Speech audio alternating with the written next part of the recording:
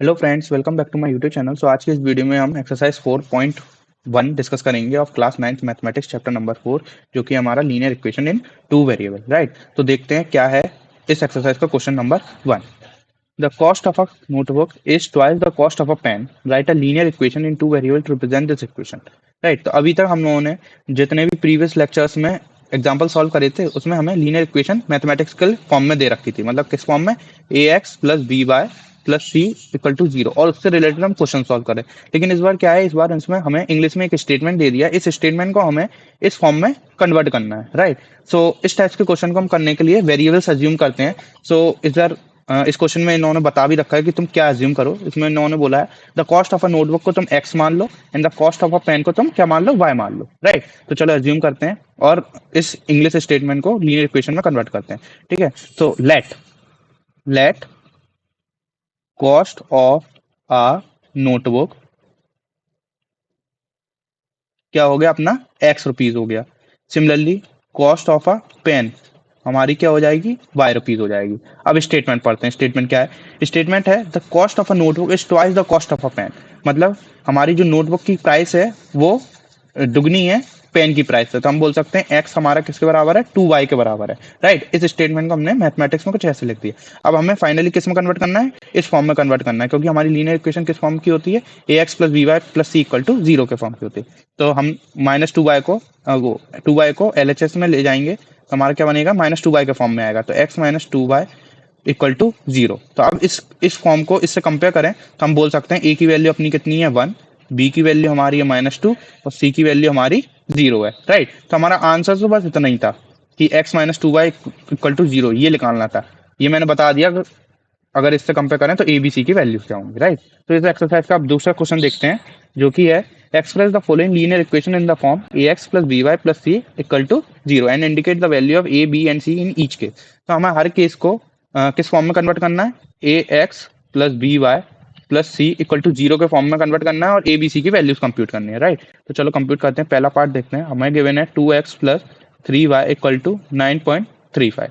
अब 9.35 को हम कहाँ ले जाएंगे, LHS में ले जाएंगे। तो क्या बनेगा, 2x plus 3y minus 9.35। Right, equal to zero. अब इस टाइप का कुछ आ गया, अब कंपेयर कर लेते हैं। तो ए की वैल्यू हमारी कितनी हो जाएगी, 2 हो जाएगी, बी की वैल्यू हमारी 3 हो जाएगी, सिमिलरली सी की वैल्यू कितनी हो जाएगी, माइनस का 9.35 हो जाएगी। राइट, अब बात करते हैं second part of this question, जो कि है x minus 5/-10 equal to zero.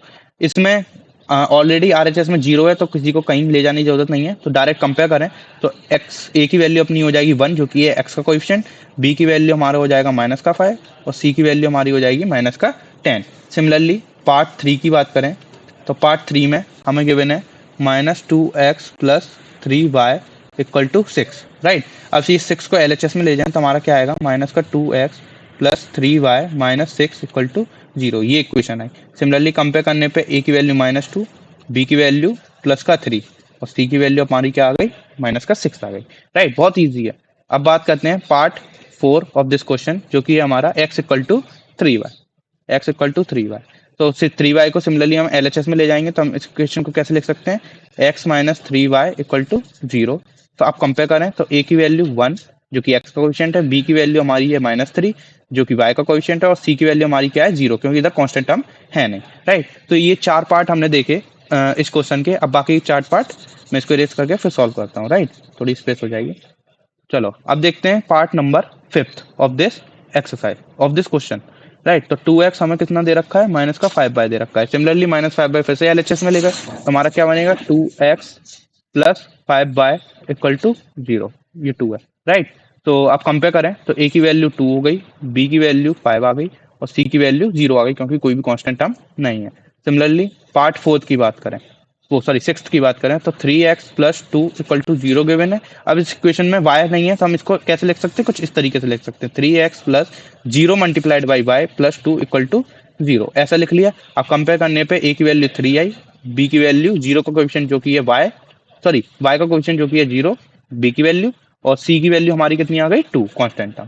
Similarly part 7 की बात करें तो y minus 2 equal to zero given है। इसमें x नहीं है तो हम ऐसे लिख सकते हैं, zero multiplied by x plus Y minus 2 equal to zero, ऐसा कुछ लिख लिया।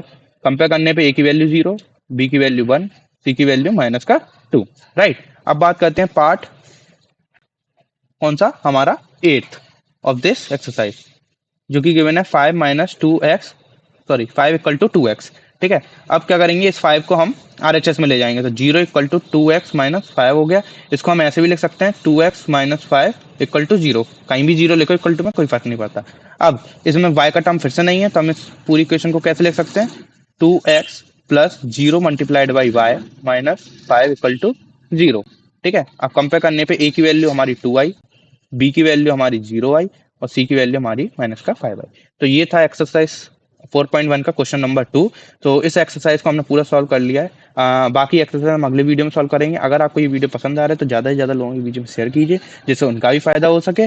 और अब अगर आप मेरे चैनल को पहली बार विजिट कर रहे हैं तो please make sure to subscribe the channel and press the bell icon for latest update. तब तक के लिए keep studying and once again thanks for watching this video. मिलते हैं अगली वीडियो में।